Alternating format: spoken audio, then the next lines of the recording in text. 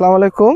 আমার হাতে যে উদ্ভিদটি দেখতে পাচ্ছেন এটা সবাই চেনে, সবাই জানেন, আপনারাও চেনেন। এটা হচ্ছে ভ্যাট গাছ বা ভ্যাটই গাছ।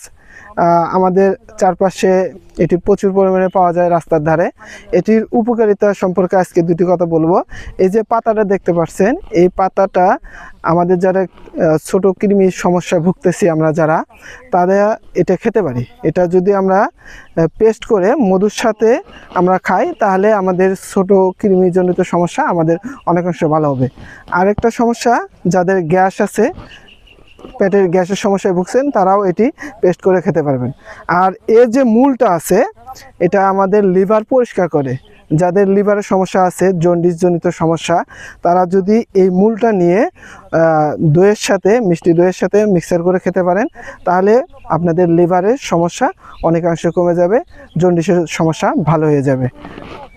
আসসালামু আলাইকুম।